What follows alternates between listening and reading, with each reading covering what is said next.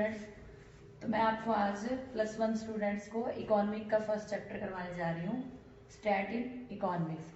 कल मैंने आपको इसकी बेसिक थिंग्स बताई थी, who is a consumer, what is consumption, who is a producer, what is production, what is saving, investment. Hope so आपको समझ आ गई होंगी। तो अब इसमें मैं आपको नेक्स्ट स्टैट के बारे में बता रही हूँ, व्हाट इज़ स्टैटिस्टिक्स। स्टैटिस्टिक्स क्या है, क्योंकि हमने स्टैट करना है इकोनॉमिक्स में सबसे पहले, तो स्टैट होता क्या है। Statistic may be defined as the collection, presentation, analyse and interpretation of numerical data. अब न्यूमेरिकल डाटा की बात हो रही है तो तुम्हें पता होना चाहिए कि यहाँ न्यूमेरिकल नंबर्स में ही लिया जाता है। स्टैट में जो भी डाटा कलेक्ट किया जाता है, स्टैट का मतलब हमने डाटा कलेक्ट करना है, डाटा कलेक्ट नंबर्स में ही किया जाता है। अब उनको कलेक्ट कैसे करना है, सबसे पहले हम क्या करते हैं, डाटा कलेक्शन करते हैं। उसके बाद उसको प्रेजेंट किया जाता है कि कैसे उनको प्रेजेंट किया जाएगा, सामने वाले को कैसे दिखाया जाएगा, टेबल में दिखाया जाएगा। जैसे तुमने एक्सेल की शीट सुनी है, कंप्यूटर में हम एक्सेल की शीट बनाते हैं, उसमें टेबल में वर्क करते हैं। तो प्रेजेंट करने का तरीका होता है, हम ग्राफ में प्रेजेंट कर रहे हैं, टेबल में प्रेजेंट कर रहे हैं, टेक्स्ट में प्रेजेंट कर रहे हैं, वो डिपेंड करता है प्रेजेंट करने के तरीके पे। फिर एनालाइज, उसकी डीपली स्टडी की जाती है, हम क्या डाटा देना चाहते हैं सामने वाले को। और इंटरप्रेट, सामने वाले को अंडरस्टैंड भी होना चाहिए, समझ भी आना चाहिए। इंटरप्रेट किया जाता है उसको इस तरीके से कि समझ हमें भी आ जाए और सामने वाले को भी समझ आ जाए। तो स्ट्रैट क्या है, stat may be defined as the collection, presentation, analyse and interpretation of numerical data. तो ये इसका मीनिंग है। मैं इसकी फीचर्स करवाऊंगी आपको आगे। स्टैट की फीचर्स, फीचर में फर्स्ट फीचर क्या है, aggregate of facts. Aggregate of facts का मतलब होता है कि हम डाटा ऐसा होना चाहिए जिसकी हम कंपैरिजन कर सकें, और ऐसा डाटा कोई भी नहीं होना चाहिए जिसका हम कंपैरिजन ना कर सकें। इसके अलावा हमें, जैसे एक सिंगल नंबर कभी भी स्टैट नहीं होता। जैसे तुम कहो कि तुम्हारे स्कूल में या कॉलेज में 1000 स्टूडेंट है, तो that is not called stat.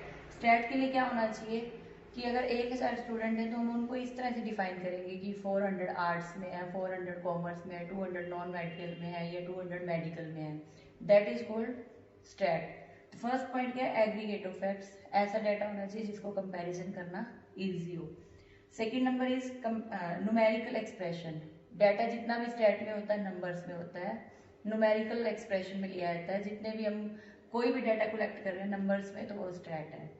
Affected by multiple reason, multiple reason मतलब काफी रीजन होते हैं जिससे डाटा अफेक्टेड होता है। जैसे हम ये कहें कि मार्केट में प्राइसेस बढ़ रहे हैं गुड्स के, प्राइसेस बढ़ने का कोई रीजन एक नहीं हो सकता, उसके कई रीजन हो सकते हैं। जैसे हो सकता है कि पीछे से सप्लाई कम आई हो, या सप्लाई बनी ना हो किसी वजह से, प्रोड्यूसर को रॉ मटेरियल ना मिला हो, रॉ मटेरियल की कमी रही हो, या इलेक्ट्रिसिटी के कट लग रहे हो, या जो उनके वर्कर्स हैं, वर्कर्स ने स्ट्राइक कर ली हो। कोई भी रीजन हो सकता है। तो स्टैट में हमेशा कोई भी एक रीजन नहीं होता, मल्टीपल रीजन की वजह से डाटा अफेक्टेड होता है। And next one is reasonable accuracy. तो डाटा कलेक्ट रीजनेबल एक्यूरेसी का मतलब है एक्यूरेट होना चाहिए, लेकिन एक्यूरेट कैसे होगा, ये डाटा कलेक्ट करने वाले पे डिपेंड करता है। जो डाटा कलेक्ट करने वाला है वो क्या, उसको कितनी नॉलेज है डाटा कलेक्ट करने की, कितना उसमें पेशेंस है, कितना वो सही तरीके से डाटा कलेक्ट करता है। Place in relation to each other, मतलब डाटा कैसा होना चाहिए जो एक दूसरे से रिलेटेड हो। जैसे कि मैं कहूँ कि मेरी हाइट 5 फीट 4 इंच है, सामने वाले का मैं कहूँ कि उसका वेट 50 kg है, तो that is not stat. Stat में क्या होना चाहिए, जो कंपैरिजन करना है एक दूसरे से रिलेटेड होना चाहिए। अगर वो रिलेटेड नहीं है तो वो स्टैट नहीं है। नेक्स्ट है नंबर 6, प्री डिटरमाइंड पर्पज। पहले से कोई भी डाटा कलेक्ट कर रहे हैं तो हमें पता होना चाहिए कि किस पर्पज के लिए कर रहे हैं। बिना पर्पज के हम डाटा सही तरीके से कलेक्ट नहीं कर पाएंगे। मान लो हम गाँव में गए, गाँव में हमने फार्मर्स की का डाटा कलेक्ट करना है, तो हमें पता होना चाहिए कि फार्मर्स का किस चीज़ का डाटा कलेक्ट करना है, उनकी लैंड कितनी है उस चीज़ का, उनकी इकोनॉमिक पोजीशन का।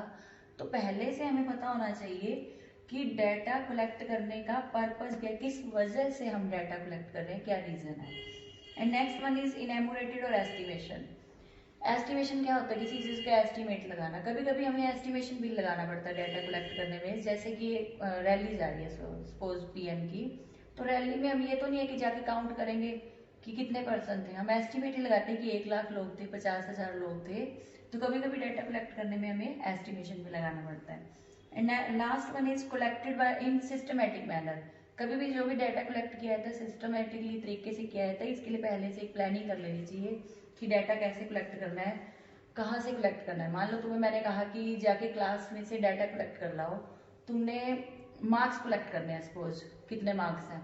अब तुमने मेरे से ये नहीं पूछा कि कौन सी क्लास में जाना है, तुम गए सारी क्लासेस का डाटा ले आए ना, तो तुमने मुझे मेरे से ये पूछा कौन सी क्लास के चाहिए। तो पर्टिकुलर तुम्हें पहले पता होना चाहिए, प्लानिंग की होनी चाहिए कि इस क्लास में जाके इस सब्जेक्ट के मार्क्स मुझे पता करने हैं और फिर जाके मुझे बताने हैं। तो इसमें क्या है, एक सिस्टम से पहले से प्लानिंग करके डाटा कलेक्ट करना चाहिए। तो ये है स्टैट की फीचर्स। ये फीचर्स आपने अच्छे से लर्न करनी है, इनको कॉपी पे नोट करना है, और ना समझ आए कोई भी क्वेरी हो तो मुझे आप किसी भी टाइम कॉल करके या व्हाट्सएप पे पूछ सकते हैं। थैंक यू बेटा।